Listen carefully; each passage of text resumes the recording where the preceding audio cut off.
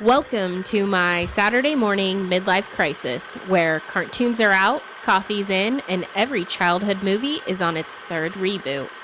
I'm Austine. And I'm Alex. So I guess Remind we me. go into the next segment, which is What in the Valley? Oh, yes. What in the Valley? Now, I'm behind on the Valley. The last couple episodes, I got behind with all the things, school ending. So catch me up. I feel like I can follow. Saw enough of the first episode. Something about Brittany gets rid of all of Jax. Yes. So, yeah, Brittany got rid of Jax, literally and From her figuratively. tatas. Yes. So she had a breast reduction surgery. Not too much to really talk about there, except for I am happy for her. There was a moment where they took off the bandages and they, revealed to her, how the procedure went and stuff. And you can just see on her face how emotional she got, that she was just something in her was coming back. And we mentioned that in the last episode of like, we just want Brittany to start putting her best foot forward, which then kind of brings me into the next thing, which kind of takes her two steps back, which is her man. I think his name's Brandon. I think so. Brandon. Brittany revealed to Kristen that she's been giving him quite a bit of money. Brittany, that hurts me. Yeah. I don't like to see anybody being used and manipulated. And here she is again. Yeah. And it's not, that's not love. No. That's not how love is supposed to be. And what also makes it sad is she's telling Kristen that, like, there are times where, recently she's been needing him because of this surgery, and she's needed him to get her pain medication, and he forgets, so she's helping him out with bills. She's taking care of him when really she's the one that needs to be taken care of, and he's just not there for her. And we said in the last episode, we don't like him. No. Brittany plus Brandon equals yuck. That's just going to be our slogan for whatever couple we don't like. Exactly. I never put myself first. That moment, that fresh out of that surgery, would be like one of the only times I actually would be like, you have to take care of me. So there was a moment where Nia went over and saw Zach and Kristen. Okay, yeah, that's right. I did catch a little bit of that conversation. Okay, she got a little overwhelmed with the baby and them bringing this forward to her. She was grateful that it was them, but at the same time, she was like, "Thank you, gotta go." Exactly. Yeah. And so they shared those thoughts with her that he might have a problem. She got upset. She left. She shared the information with Danny, and of course he's upset too. They keep going after him, and he even said, I apologize to Lala. I thought that we're gonna start moving this in the past. Now, I agree. He did apologize to Lala, but at the same time, Danny, you can't keep repeating things and then just apologize and think everything is okay. Yeah, it's a pattern. It is a pattern. Like, you have to make sure that you show that you're changing, show that it's actually not an issue. And so yeah. Then there was a get together. I'm trying to remember what the reason of this get together was. They have so many get togethers. It's hard to keep them track of all of them. But there was another get together where they're all talking, and Kristen shares with Lala that her and Zach had a conversation with Nia. And so then they started talking. And during this conversation, that is when Nia comes outside, and she kind of just confronts Lala straight on and just says, so I heard you had a conversation, and they started talking, and it was actually very well received, and it was a very well respected conversation. It went very well. As they're having a conversation, Jasmine's there. Okay, what's her problem? Many things. So her problem is that this conversation's going too well. That's really what it comes down.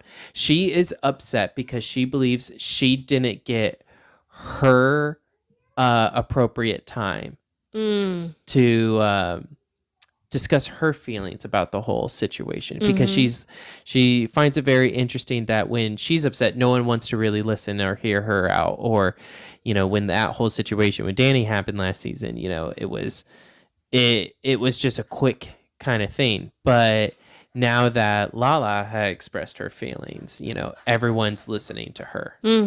So Jasmine's all upset, and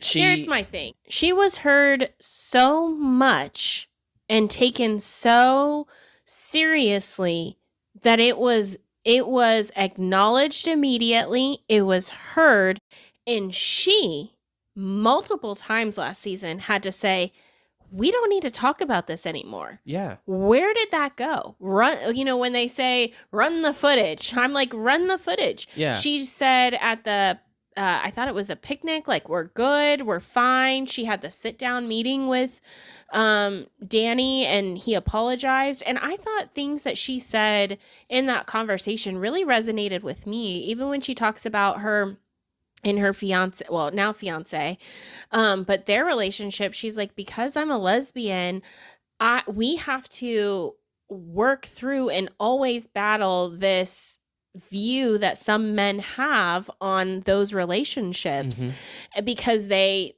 I guess, they just look at them in a different way. And when she said that was something that, I haven't had to think about. I haven't, really had that conversation before. So I thought what she did was very powerful.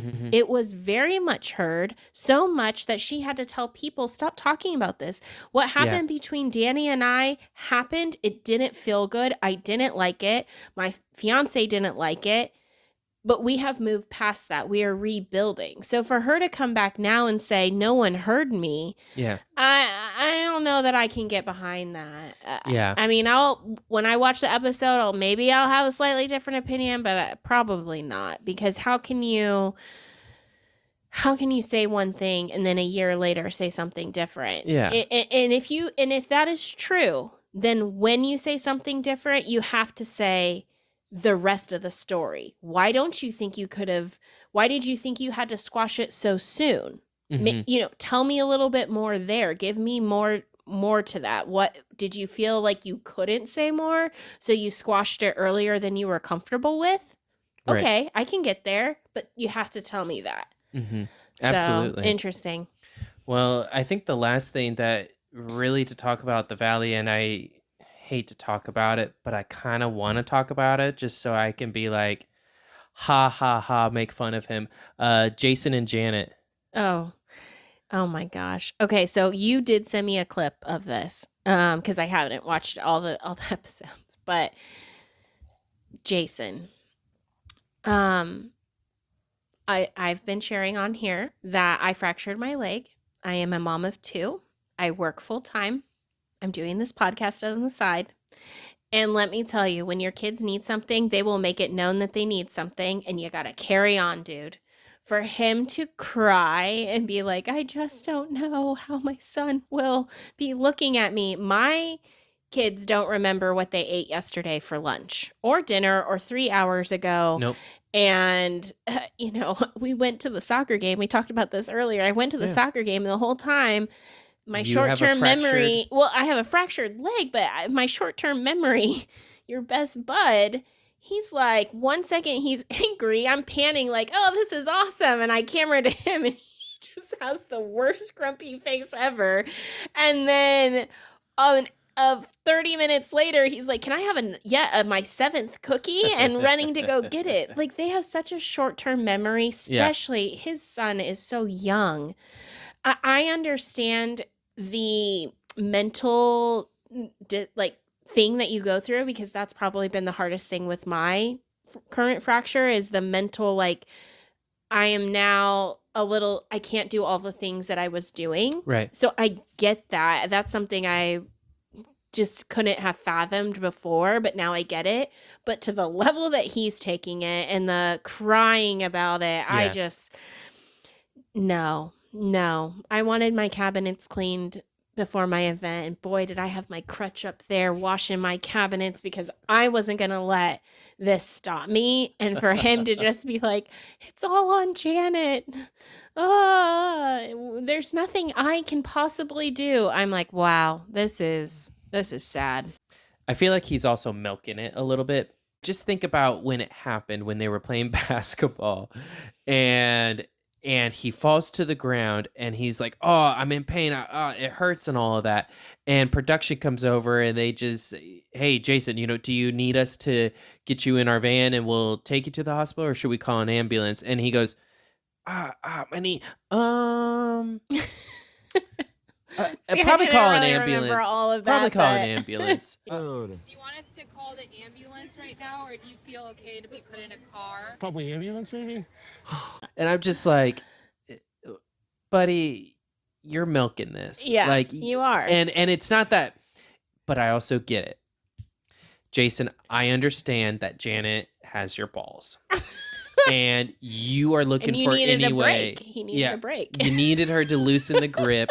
I get it. And so you use the ambulance as like, hey, it was so bad they had to take me in an ambulance. I get it. I get it. You needed that leverage, but it was embarrassing. Yeah. It was embarrassing. I Well, thought. and for me on the other hand, and I don't know if you can get up after an ACL. I don't think you can really do much. I think you literally can't function that part of your leg if it's your ACL. But with my fracture, I had people like, do you need help? And I was like, no, I don't. I am going to get off of this field. And again, every injury is different, but I made it home. I was not going to get helped off. Yeah. I would have rolled off. I don't know. Just rolled off the field. I'd have a different opinion if he had like actual tears streaming down his face, and I'd be like, okay, he looks like he's in serious pain. But he went, yeah, we should probably call an ambulance. If anybody is watching The Valley for relationship advice, I would not. I would say, told you to watch The Valley for relationship advice. I don't know. No one told me, but I'm just saying, could be a lot of young people out there watching this. And Do not take do relationship not advice from The Valley. from any of the No. couples. I think the only other breast milk I've tried is also Sheena's. Was she just handing this out? I tasted Sheena's breast milk too. I have tasted Sheena's breast milk. I tasted Sheena's breast milk. I think I might have actually tasted Sheena's. So thanks for watching. If you want to check out the full episode, be sure to listen to us on Spotify at My Saturday Morning Midlife Crisis. So, Well, it's the same thing. Someone's here. We have a visitor. Yay! We got food. Oh, wow. It's themed. You wanted. And they didn't give you the toys, but All right. So Wait, this is yours. that's I already oh. have it. That's boba in it, just so you know. Thank you. So fun. So we got the A kids meal? we got as a surprise the KFC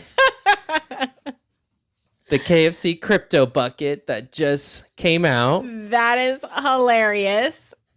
And so looks like we're going to take a quick pause of what we're talking about because KFC came out with a Supergirl promotion and a Supergirl lunch or dinner thing. That's so fun. We got Supergirl drink. It's a themed drink. I think it's like a raspberry syrup.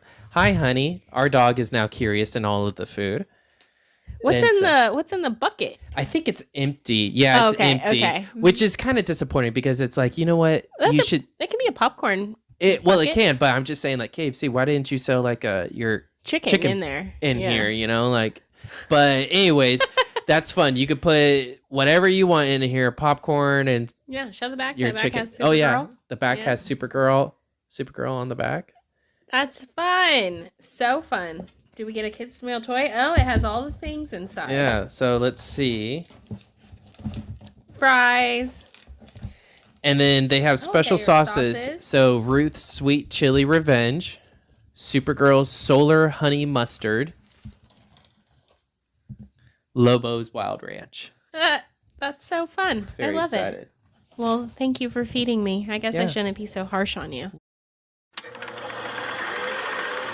I'll expect the same kind of like smorgasbord of food though, like we had. So I'm gonna need like themed food appetizers. Why do I gotta do themed everything? Because I love it. I gotta. That you gotta get into the mood. That's the thing. I do it once for you, and now it's an expectation every time. Yes.